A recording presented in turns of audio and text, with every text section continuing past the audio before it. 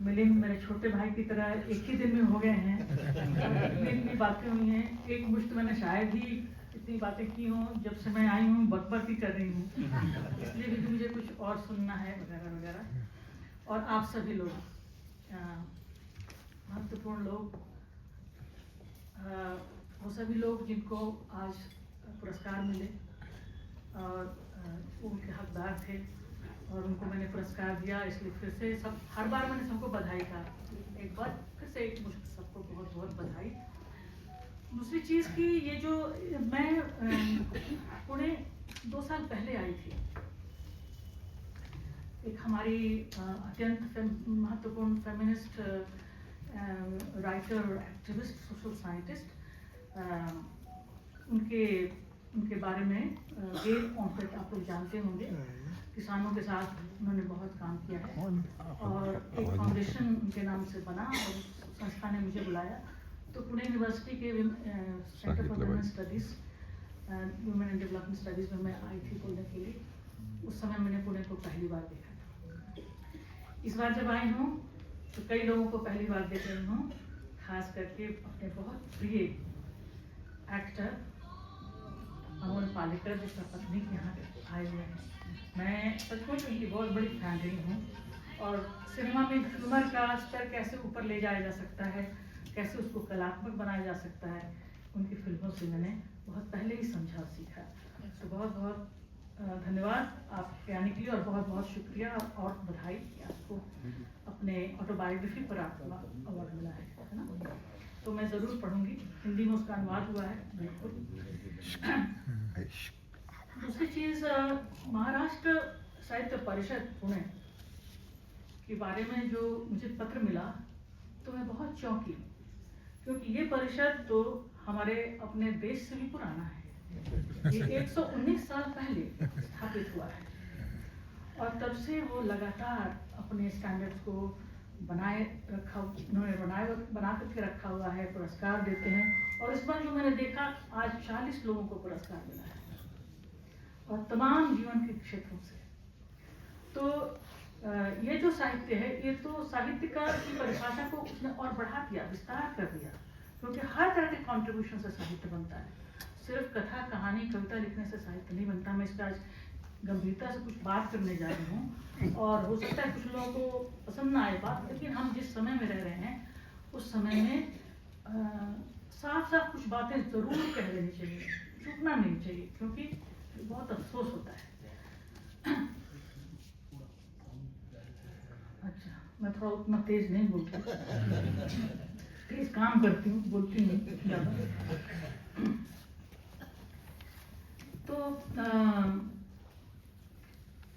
पहली बात ये कि मुझे जितनी जानकारी मिलिंद ने खुद दी है गाड़ी में ही आते वक्त, तो उसका जैसे कहते हैं हम एक पूंजीवादी व्यवस्था में रह रहे हैं जो खासा मटेरियलिस्ट कल्चर आप जानते ही हैं, तो वहाँ पर अपडेशन होना चाहिए, है ना।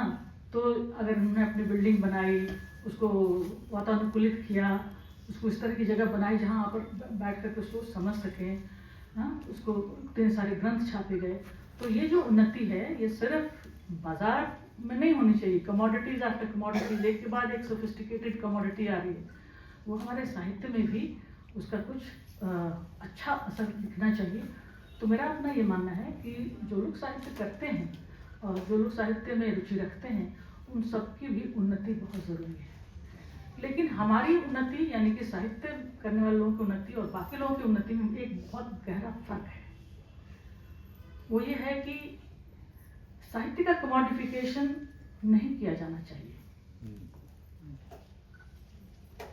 और जो लोग साहित्य लिखते हैं उनको भी ये अवेयरनेस बहुत ज़रूरी है कि वो किसी सत्ता के सामने नतमस्तक ना हो।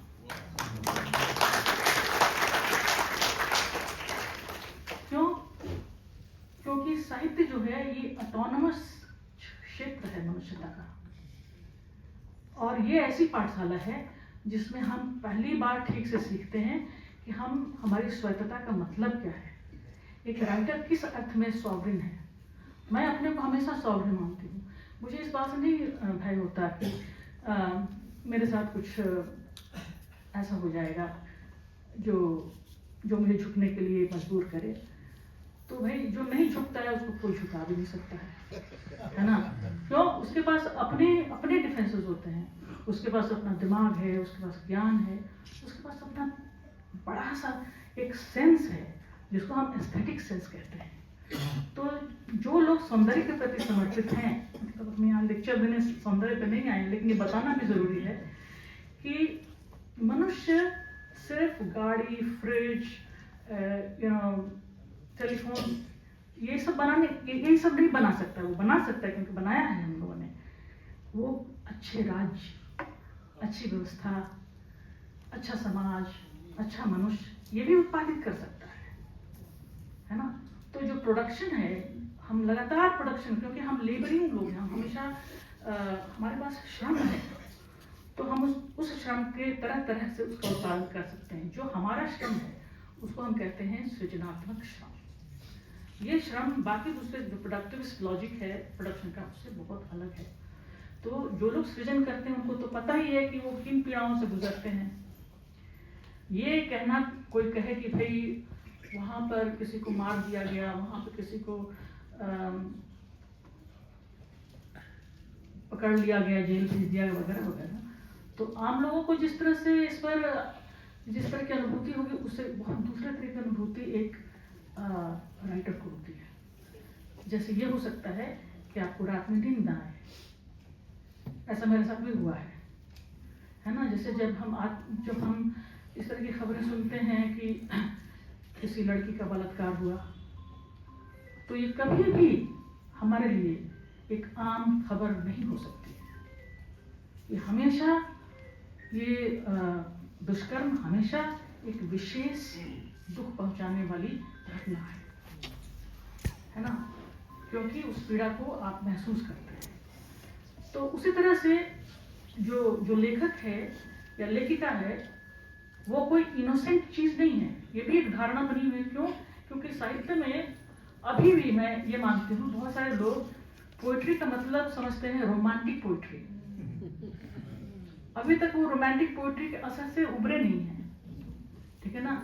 जबकि जो पोएट्री अभी लिखी जा रही है, जो आप लोग पढ़ते भी होंगे, लिख रहे हैं, उसमें रोमांटिक भाव तो झड़ चुका है। उसमें हमारे यथार्थ की तीक्ष्णता जो है वो हमें प्रेरित करती रहती है, वो प्रेरणा के तौर पर आती है। तो दो तरह की चीजें हैं जब हम काम करते हैं, जब हम लिखते हैं, जब हम साहित्य को रचते हैं। तो एक तो है कि जैसे हम यथार्थवादी हैं ही, और यथार्थ को हम समझने की कोशिश करते हैं अपने ढंग से। दूसरी चीज है कि जो रोमांटिक पीरियड में, खास करके वेस्टर्न यूरोप में, इमेजिनेशन, कल्पना की जो बात आई, जिसकी वजह से तमाम इस तरह का ब्यूटीफुल पोइट्री, वो गोल्डन एज भी कह सकते हैं, वो समय आया। तो इमेजिनेशन भी एक बहुत बड़ी चीज़ है। लेकिन हम अब सिर्फ इमेजिनेशन से ही काम नहीं करते हैं, हम दोनों को मिला के काम करते हैं, है ना? इमेजिनेशन कहीं जाने को नहीं, क्योंकि मनुष्य की जो कहते हैं उसकी अपनी खाती है। अच्छा, जब हम इमेजिन करते हैं तो उसमें बुरा और अच्छा दोनों इमेजिन कर सकते हैं। ये भी एक चीज़ है। मनुष्य एक बहुत ही कॉम्प्लेक्स जीव है। आजकल मैं इस आर्गुमेंट को हमेशा खारिज करती रहती हूँ, क्योंकि बहुत ही एंथ्रोपोसेंट्रिक लगता है कि मनुष्य उन्नत है क्योंकि उसके पास भाषा है। मैं ये कहती हूँ कि नहीं, सबके पास भाषा है। जितने जीव हैं उन सबके पास भाषा है।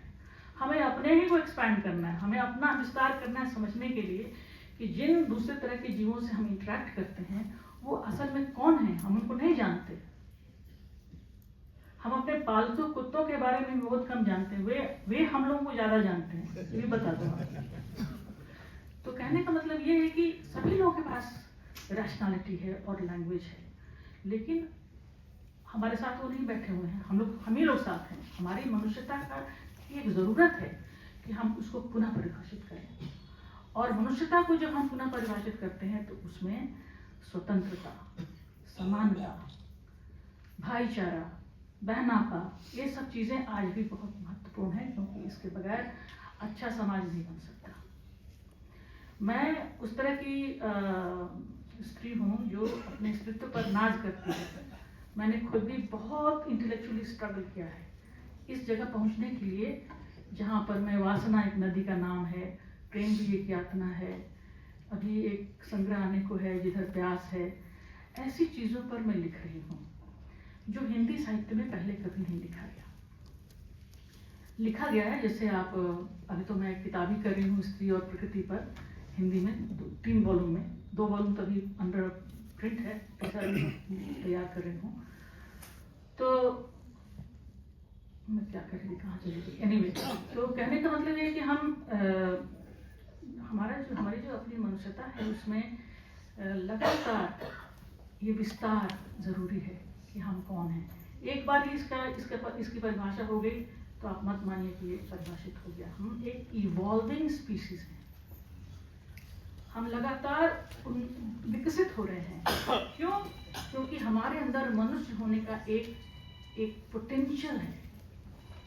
ये बहुत इंपॉर्टेंट चीज है। इसी को वेस्टर्न फिलॉसफी में लगातार थेराइज किया गया है, चाहे वो हेगल हो, चाहे वो कैंट हो, चाहे वो मार्क्स हो, चाहे आज जिन स्कॉलर्स के साथ जो अमेरिका में हैं, मार्क्यूजे स्कॉलर जिनको कहते हैं, हॉवर्ड मार्क्यूजे, उस सोसाइटी, इंटरनेशनल सोसाइटी, उसके गवर्निंग बोर्ड पे हैं और उन लोगों के साथ लगातार काम कर रही हूँ। तो अभी जो दुनिया में काम हो रहा है वो मनुष्यता के एवोल्यूशन का ही काम हो रहा है और उसमें बहुत बड़ा योगदान साहित्य का है, उसमें बहुत बड़ा योगदान क्रिएटिव लेबर का है। ये क्रिएटिविटी स्पॉन्टेनिटी के साथ साथ बहुत मेहनत से कंस्ट्रक्शन मांगती है। हम अपनी योग्यता को, हम अपने भविष्य को कंस्ट्रक्ट करते हैं लगातार और ध्वस्त भी करते हैं। मेरी कविता की एक पंक्ति है कि लिखने से लिख ली जाती है एक दुनिया, लिखने से मिट भी जाती है दुनिया। तो हमारे पोटेंशियल बहुत गजब के हैं और इसीलिए मुझे लगता है कि अगर हम तानाशाही पर उतर आए, हम दूसरों की बात न माने, हम दूसरे के प्रति असहिष्णु हो जाएं, तो ये हमारा एवोल्यूशन नहीं है। ये एक तरह से वापस जाना है उस समय में या उस स्टेज में जो कि ट्राइड है। आपको मालूम है कि जब इस दुनिया में फासिज्म आया, यूरोप में आया, तो क्या हुआ? सिर्फ मृत्यु। जितना दर्द उस सिस्टम ने पैदा किया वो भी मनुष्य का ही किया हुआ था। तो इसीलिए मुझे ये कहना है कि साहित्य में हम इस चीज का बहुत ख्याल रखें कि हम किधर जा रहे हैं, हमारा साहित्य किधर ले जा रहा है। एक स्त्री पर ये मेरा अनुरोध भी है और मेरी एक तरह से जिद भी है कि स्त्री को हम सभी लोग ठीक से समझें। स्त्री की जो चेतना है वो चेतना है चीजों को बनाने की, वो चेतना है चीजों को संवारने की। उसको जितना स्पेस मिला हुआ है, उसका घरेलू स्पेस, आप देखिए उसी को कितना सुंदर बना के रखती है। करीने से चीजें रखी हुई हैं, सबको समय से खाना पीना मिल रहा है, समय से बच्चे स्कूल जा रहे हैं, वो अच्छे अंक भी ले आ रहे हैं, है ना, बहुत हद तक। और ये मैं कोई प्रेजुडिस के तहत नहीं कर रही, बहुत हद तक वो पिता को मालूम नहीं है कि ये बच्चे कैसे इतना अच्छा अंक ले आ रहे हैं, कब पढ़ रहे हैं, कब नहीं पढ़ रहे हैं। उनकी अपनी दुनिया में इतना तूफान मचा रहता है। तो मेरा अपना मानना है कि स्त्री का विश्वास करें, हम साहित्य में और इवॉल्व करेंगे। क्योंकि ये जो चेतना है जिसको मैं वासना एक नदी का नाम है, उसके पीछे यही एक सोच है कि स्त्री की वासना वो वासना नहीं है जिसको पुरुष समझता है वासना। वो संभोग की वासना सिर्फ नहीं है, वो क्रिएशन की वासना है। जो वासना प्रकृति की है और वही वासना उसकी है, लेकिन उसको कुछ हद तक उसकी चौहद्दी ऐसी कर दी गई है कि वो उसको एक्सप्रेस नहीं कर पाती, अपने ढंग से करती है जितना कर सकती है। इस चीज को हमें बढ़ाना है, इसे स्पेस देना है। क्यों? क्योंकि अगर हमें इवॉल्व करना है तो हम सिर्फ अपनी रैशनैलिटी से, विवेक से नहीं विकसित कर सकते। हमें अभी वो इरोटिक जो हमारा ड्राइव है वो भी चाहिए, क्योंकि वो चीज़ों को विकसित करेगा इस अर्थ में कि नए ढंग से जो चीज़ें आएंगी, जो सभ्यता आएगी, उसको चलाने के लिए वो ऊर्जा चाहिए, वहाँ तक ले जाने के लिए वो ऊर्जा चाहिए। तो एक पूरा स्कूल है क्रिएटिव थिंकर्स का, एक हमने एसोसिएशन बनाया है, एसोसिएशन ऑफ क्रिएटिव थियरी, जिसके मैं प्रेसिडेंट हूँ अभी। और इंटरनेशनल कोलोकियम हम हर साल करते हैं, जिसमें बहुत सारे स्कॉलर्स आते हैं दुनिया भर से। तो उसमें भी हम ये कोशिश कर रहे हैं कि, क्योंकि मैं पॉलिटिकल थियरिस्ट हूँ, फिलोसॉफिकल मेरा बैकग्राउंड है, हम ये कोशिश करते हैं कि अगर हम भारतीय राजनीतिक सिद्धांत को भारतीय ढंग से करना है तो हमें क्या चाहिए उसको डेवलप करने के लिए। हम सिर्फ कॉलोनियल ऑनस्लॉट से ही जूझते रहेंगे या हम कुछ अपना भी करेंगे? कोई बातें हमने की होंगी, ऐसे तो हम यहाँ तक नहीं पहुँचे हैं, हमने बहुत सारे प्रयत्न किए होंगे, उनको हम इस विधा के तहत प्रस्तुत करें कि वो लगे कि हिंदुस्तान की पॉलिटिकल थियरी है, ये हिंदुस्तान में किया जा रहा है। तो उसमें सबसे पहली बात ये आती है, और ये साहित्य के लिए भी लागू है, क्योंकि हमारा समाज यूरोपियन समाज की तरह नहीं है। हमारा समाज कई धर्मों, कई तरह की सभ्यताओं के अवशेष, कई जातिगत भिन्नताओं से बना हुआ देश है। यानी कि हमारी जो ज़मीन है वो है भिन्नता।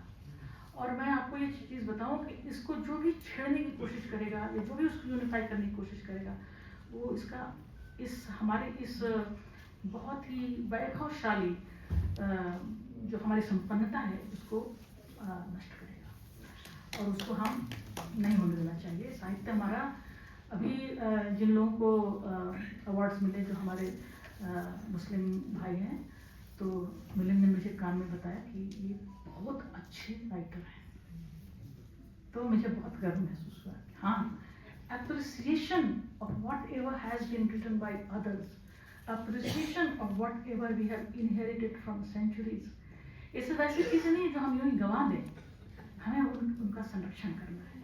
और अपनी राइटिंग में, अपने साहित्य में, अपनी चेतना में, अपनी समझ में, सबके पास कुछ न कुछ बहुत विशेष है हमें देने के लिए, कंट्रीब्यूट करने के लिए। किसी को अंडरएस्टिमेट न करें। हर व्यक्ति की अपनी ओरिजिनलिटी है। इसीलिए जर्मन फिलोसफी में ऑथेंटिसिटी बहुत बड़ा इशू है।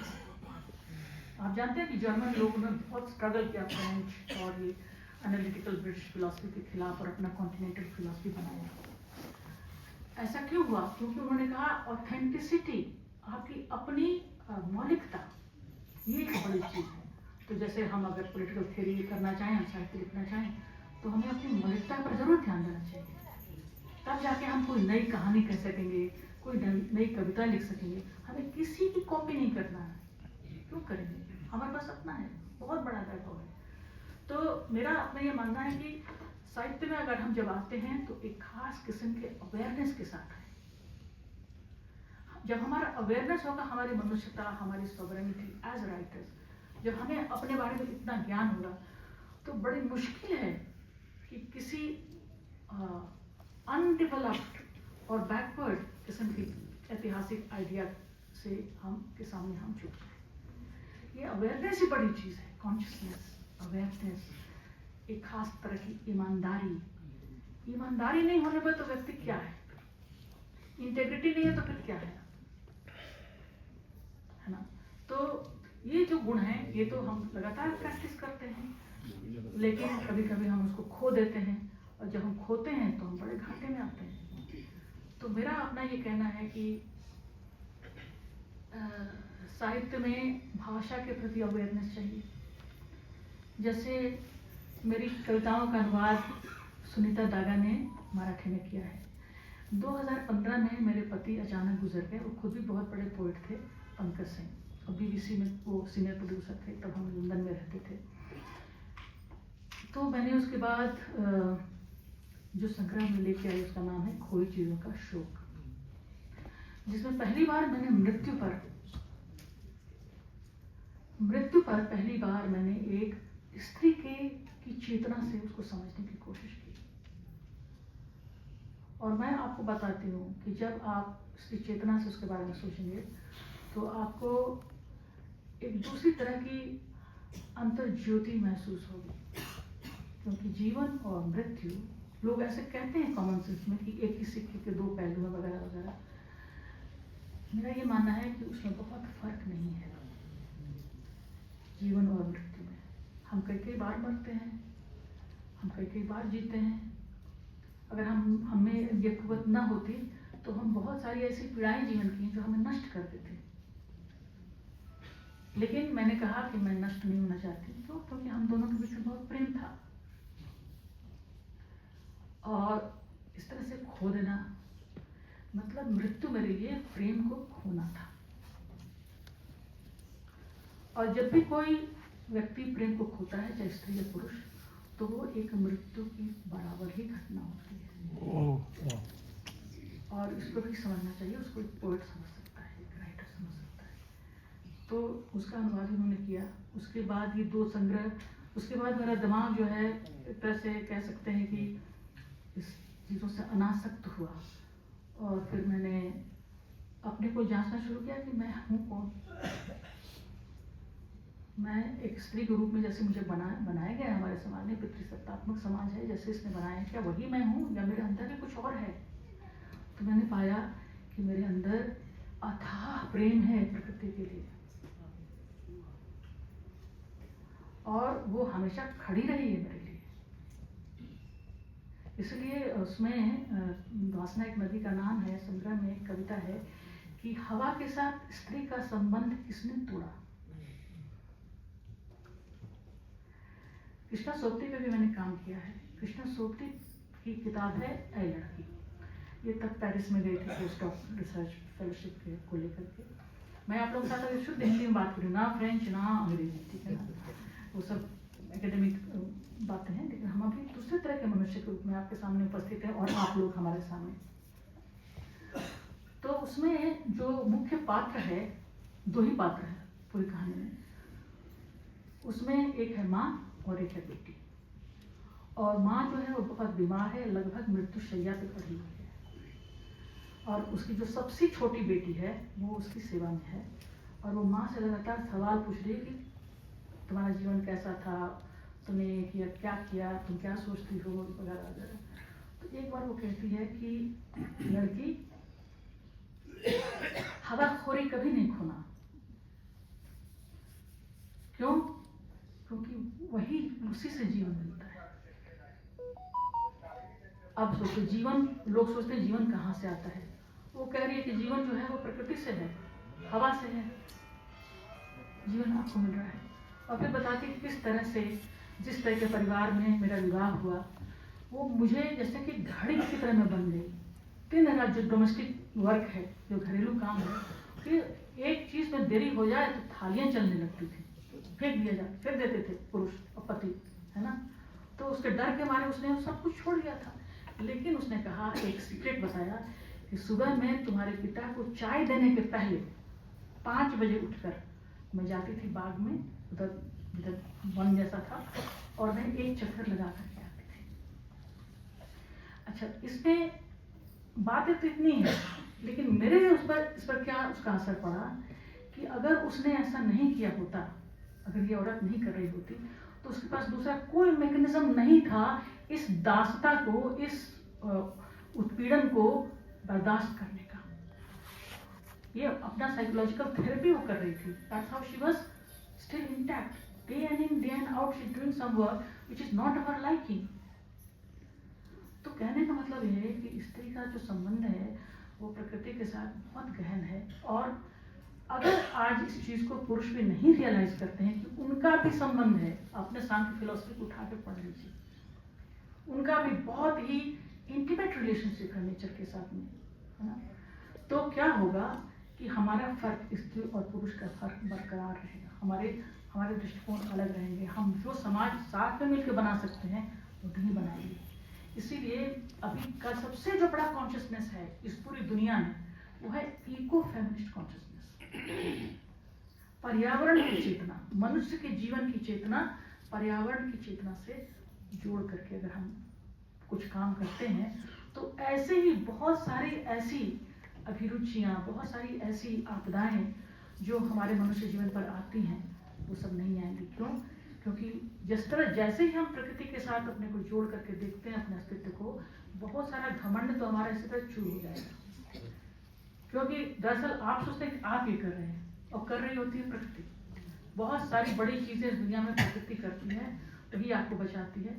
और उसके इस बचाने का जो धर्म है, उसका ये धर्म है, वो उसकी वासना से जुड़ा हुआ है।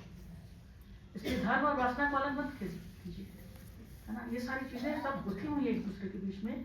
और एक अवेयर इंसान ही अच्छा कवि, अच्छा राइटर, अच्छा मनुष्य, अच्छा राजनीतिक हो सकता है। जो लोग, चाहे वो अमेरिका के टॉप पोजीशन बैठे हों या कहीं भी बैठे हों, जो लोग कहते हैं कि पर्यावरण झूठी चीज है और इस पर तवज्जो न दो और एक तरह का ये धोखा है, ये सब गलत है। इसीलिए वो तुम हो जैसे अभी हो, है ना। तो मेरा ये कहना है कि बहुत ही सहृदय होना चाहिए। हम सबों को अभी साहित्य के लिए भी बहुत ज़रूरी है कि दूसरे की रचना को जब हम पढ़ें। मैं बहुत बार ऐसा हुआ है कि कहानियाँ पढ़ के, नॉवेल्स पढ़ के बीच में ही छोड़ दिया क्योंकि मैं इतना रोना आने लगा। आप जुड़ जाते हैं किसी की कहानी को, जिस राइटर को आप जानते भी नहीं हैं, उसकी कथा से आपका हृदय जो है वो एक हो जाता है उस टेक्स्ट के साथ में, और आप एक संवेदना की ऐसे स्थल पे चले जाते हैं जहाँ पर आप रो कर उसके बाद एक कविता भी लिख सकते हैं। तो मेरा अपना आज का इतना ही है कहना कि मुझे यहाँ आकर के बहुत खुशी हुई। मेरी रचनाओं का लगातार अनुवाद हो रहा है। मैं खुद मराठी में लिख रही कविताओं से बेहद प्रसन्न और प्रभावित रहती हूँ। मैंने सुनीता ने ही एक किताब ट्रांसलेट की है जिसका संपादन डॉक्टर नीलिमा गुंडी और अंजलि कुलकर्णी ने किया है, और इसमें मैंने एक परिचय लिखा है जिसमें कितने कवि हैं, करीब 29 कविताएं हैं। उन सबों पर मैंने एक पैराग्राफ लिखा क्योंकि इस किताब में उससे ज़्यादा गुंजाइश नहीं थी, और उन सबों का मैं नाम लेना चाहती हूँ और बहुत प्यार भरा संदेश भेजना चाहती हूँ कि आप सबों को पढ़ करके मेरी उन्नति हुई, मैं अंदर से उन्नत हुई, मुझे बहुत अच्छा लगा है। और मैं क्योंकि फेमिनिस्ट कॉन्शियसनेस है मेरी, तो मैं इन्हीं लोगों करी, लेकिन इसका ये मतलब नहीं है कि मैं पुरुषों को नहीं पढ़ना चाहती या नहीं पढ़ती हूँ। अब उनको ज़रूर पढ़ती हूँ क्योंकि बहुत सारे पुरुष बहुत सुंदर हैं अंदर से, और उनका प्रेम किया जा सकता है। अब वो खुद ही उनकी जिम्मेदारी है कि उसने का प्रेम चाहते हैं कि नहीं चाहते है ना। तो जिन कविताओं पर मैंने लिखा है उनका नाम लेकर के आप सबों को धन्यवाद करके आज का मैं अपना जो कुछ भी कह रही हूँ उसको समाप्त करूंगी। मैंने लिखा है उषा मेहता, हीरा बंसोड़े, प्रभा गणोकर, रजनी पारुलकर, अश्विनी धोंगड़े, अनुपमा उजगरे, सावरी काकड़े, नीलिमा गुंडी, अनुराधा पाटिल, नीलम मान गावे, मलिका अमर शेख। इनको पहले भी मैंने कहीं और एक कलेक्शन में किया था, उसमें दिया था उनको। सिल्सिया कारवाहलो, अरुणा ढेरे, अंजलि कुलकर्णी, नीरजा, सुजाता महाजन, प्रज्ञा दया पवार। इनका भी मैंने एक इशू एडिट किया था संगम पोइट्री का, अब उसको जादवपुर यूनिवर्सिटी ने छापा है, तो उसमें वो कविताएं हैं कि योगिनी राउ, कविता महाजन, मीनाक्षी पाटिल, पद्मरेखा धनकर, सुनीता झाड़े, अनुजा जोशी, सारिका उबाले, कविता मुरकमकर, कल्पना दुधाल, सुचिता खल्लाल, योगिनी सतारकर पांडे और योजना यादव। इन लोगों को 2-4 लोगों को भी मैं मिली हूँ, लेकिन उनकी कविताओं से मेरी मुलाकात 2-3 साल पहले हो चुकी है, और मेरे मन में उनके लिए बहुत प्रेम उमड़ता है। मैं चाहती हूँ कि हमारा समाज एक सहिष्णु समाज हो, जिसमें हम सब लोग मिल करके रहें, अच्छा लिखें, अच्छा खाएं, अच्छी बिल्डिंग में रहें, जिसमें थोड़ा आराम हो, और सबसे बड़ी बात कि हमारे आपस में मित्रता हो, फ्रेंडशिप हो, फ्रेंडली रिलेशनशिप, जेलसी, डाह, ये सब चीज़ें हमारे लिए नहीं हैं। इन सब चीज़ों से बर्बादी होती है। तो साहित्य लिखने वालों को पर यह जिम्मेदारी है कि वो बड़े मनुष्य बने। बहुत बहुत धन्यवाद।